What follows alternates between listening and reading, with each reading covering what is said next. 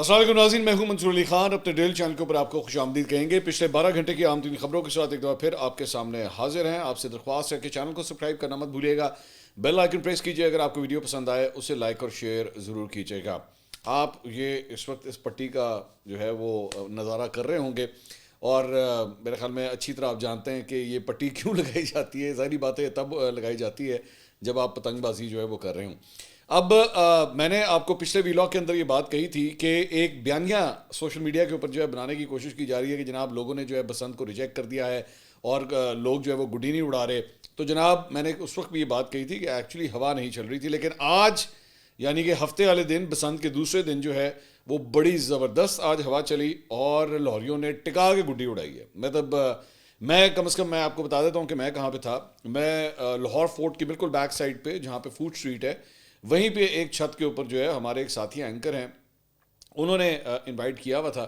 تو وہیں پہ میں گیا ہوا تھا, وتھ فیملی گیا ہوا تھا. وہاں پہ اور بھی دیگر فیملیز تھیں, اور کیا زبردست ہوا چل رہی تھی. پراپر جو ہے ایکچولی پتنگ باز کے لیے جو ہوا چاہیے ہوتی ہے نا, وہ آج ہوا چل رہی تھی. اور اتنی گڈی اڑی ہے کہ جس کی انتہائی کوئی نہیں.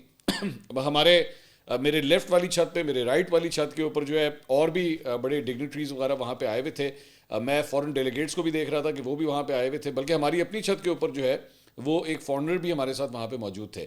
ہماری ساتھ والی چھت کے اوپر جو ہے وہ اسلام آباد ہائی کورٹ کے جو جج ہیں بابر ستار صاحب, وہ تشریف رکھتے تھے.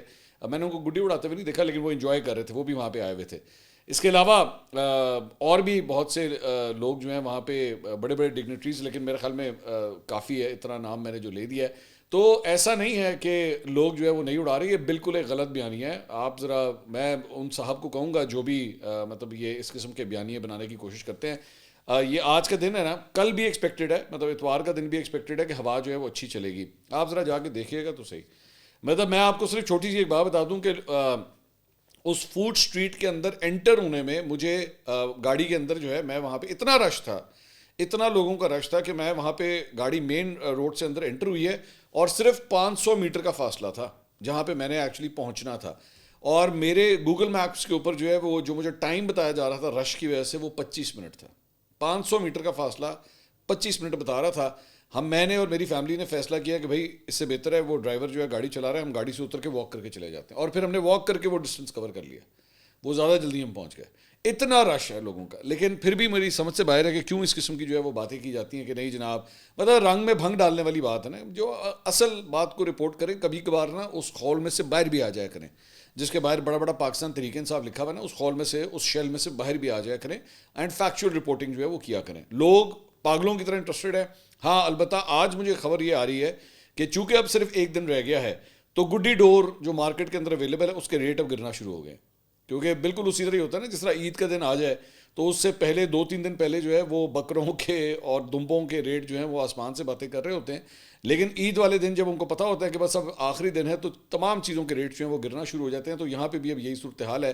اگلے 24 گھنٹے میں اگر, تو ظاہری بات ہے اتوار والے دن جو ہے ایک اچھی ہوا چلی, تو پھر آپ دیکھیے گا کہ لوگ جو ہے وہ کس طرح اس کو انجوائے کرتے ہیں. ایون دو سرکاری سطح کے اوپر جو ہے ان تقریبات کو جو ہے آلریڈی منسوخ کر دیا گیا ہے.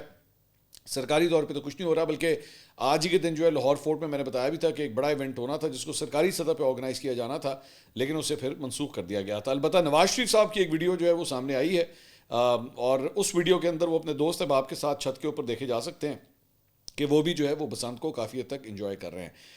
اچھا جی, اس کے علاوہ کرکٹ کے میدان سے بڑی انٹرسٹنگ خبر ہے. پاکستان جو ہے وہ سانو کو چین سکون کے نال اسی جیت جائیے تو ہو ہی نہیں سکتا نا. تو نیدرلینڈس کے خلاف جو ہے ان کا پہلا میچ تھا آج, اور فرسٹ کلاس مطلب بالکل ٹھیک چل رہا تھا. پاکستان نے 148 رنز کا ہدف جو ہے وہ چیز کرنا تھا, اور پاکستان نے بالنگ بھی جو ہے وہ ایکچولی اچھی کی تھی, اور سٹارٹ بھی ہمارا اچھا تھا. لیکن پھر پتہ نہیں, مطلب اسی کہنے نا کہ نہیں مزہ نہیں آ رہا نا, سکون نال تو اسی جتنا ہی نہیں ہے. کچھ تو زندگی میں ایکشن ہونا چاہیے, کچھ تو ذرا بلڈ پریشر جو ہے وہ انکریز کروانا چاہیے. میرا خیال میں تو پاکستان کے اندر بلڈ پریشر کے جو مریض ہیں نا, اس میں آدھے جو ہے وہ کرکٹ دیکھ دیکھ کے بلڈ پریشر کے مریض بنے ہیں.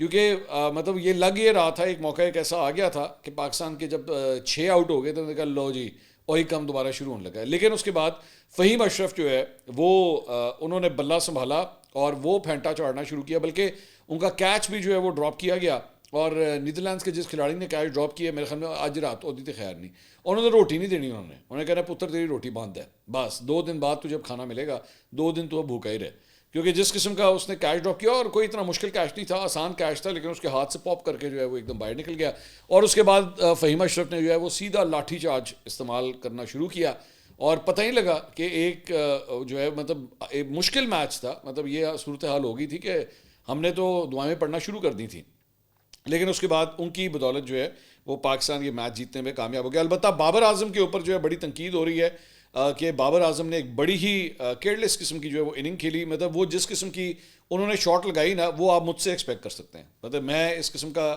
پلیئر اگر ہوں اور میں کھیل رہا ہوں تو میں اس قسم کی کیئرلیس شاٹ مار سکتا ہوں، لیکن بابر اعظم سے میں ایکسپیکٹ نہیں کرتا۔ اور بابر کے اوپر جو ہے وہ سب سے زیادہ الزام اسی بات کے اوپر لگتا ہے کہ کرنچ میچز کے اندر جہاں پہ ایکچولی آپ کی اننگز کی اسٹیبلٹی کی ضرورت ہوتی ہے، جب آپ نے پاکستان کو ایکچولی سیو کرنا ہوتا ہے، تو وہاں پہ بابر جو ہے وہ نظر نہیں آتے ایک اچھی اننگز کھیلتے ہوئے۔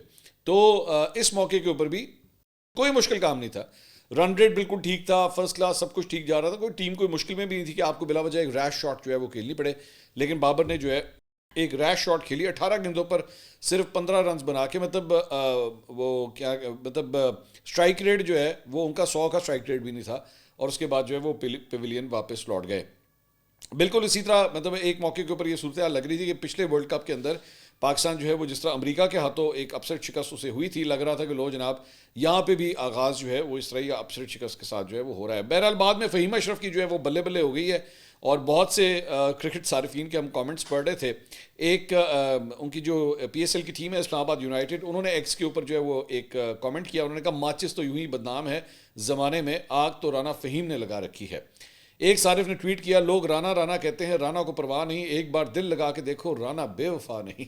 تو مطلب وہ اس طرح کے یہ پاکستانی جو ہے نا یہ میمز بنانے میں جگتے مارنے میں جو ہے نا ان کا کوئی ثانی نہیں ہے، مطلب کوئی جوڑ نہیں ہے ان لوگوں کا۔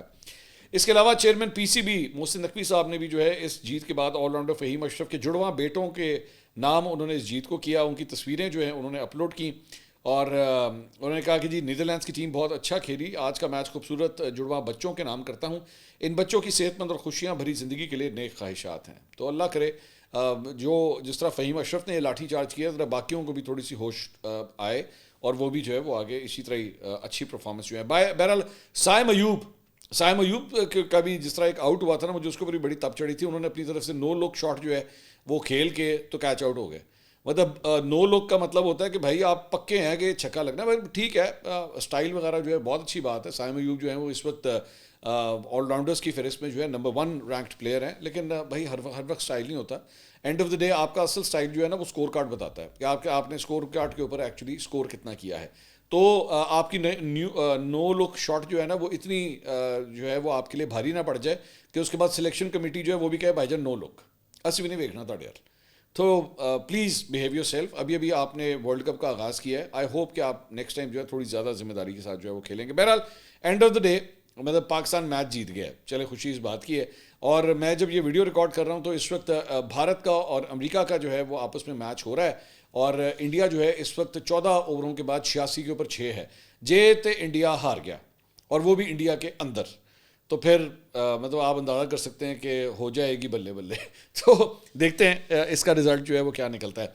اس کے علاوہ ایک اور جو T20 ورلڈ کپ کے حوالے سے ایک جو ایشو چل رہا ہے کہ جناب پاکستان 15 فروری کو بھارت کے خلاف میچ نہیں کھیلے گا، اس کے اندر اب کچھ مزید ڈیولپمنٹس جو ہیں وہ آ رہی ہیں، اور اس کے اندر یہ بھارتی میڈیا بھی رپورٹ کر رہا ہے، پاکستانی میڈیا کے چند جرنلسٹ نے بھی اس کو رپورٹ کیا ہے کہ جناب کوئی انٹریکشن ہوا ہے آپس میں آئی سی سی اور پی سی بی کا، اور اس کے اندر ان کے مطابق یہ کہا گیا ہے کہ جناب آئی سی سی نے جو ہے وہ پی سی بی نے انفارم کر دیا آئی سی سی کو کہ جناب ہم یہ میچ جو ہے وہ نہیں کھیل سکتے، اور اس کی وجہ جو ہے وہ ہماری حکومت نے ہمیں اس سلسلے میں منع کر دیا ہے۔ تو اس کے اوپر آئی سی سی نے ان سے پوچھا ہے کہ جناب کس کلاس کے تحت، کس وجہ کے تحت جو ہے وہ آپ کو منع کیا گیا ہے، کیونکہ آپ کو اس کی وجوہات جو ہے وہ بتانی پڑے گی۔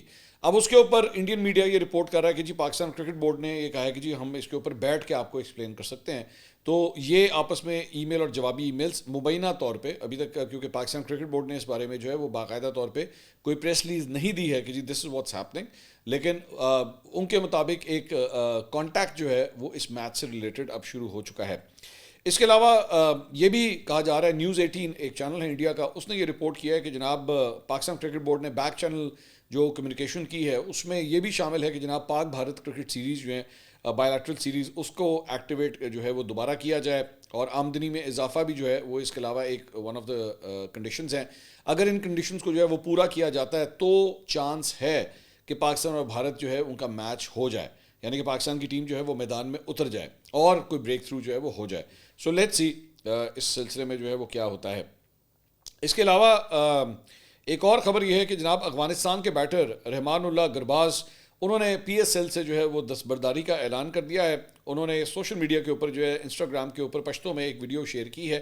اس میں انہوں نے کہا جی پی ایس ایل سے دستبرداری کا اعلان کرتے ہوئے اپنے اس فیصلے کی وجہ بھی انہوں نے بتائی. انہوں نے کہا ذاتی وجوہات کی وجہ سے جو ہے وہ میں پی ایس ایل کے لیے دستیاب نہیں ہوں گا, ورلڈ کپ کے بعد میں افغانستان واپس جا رہا ہوں.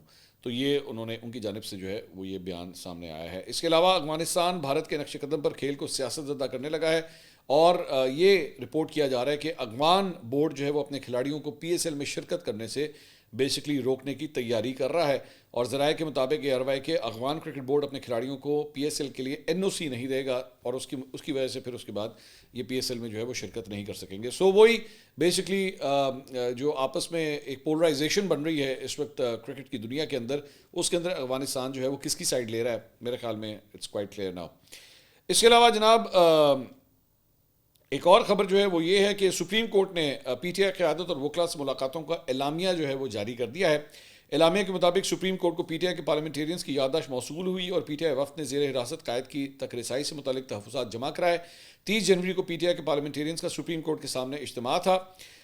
رجسٹرار سپریم کورٹ نے پی ٹی آئی نمائندگان سے ملاقات کی, جبکہ پی ٹی آئی کے وکیل سلمان اکرم راجہ کو چیف جسٹس سے ملاقات کی اجازت دی گئی.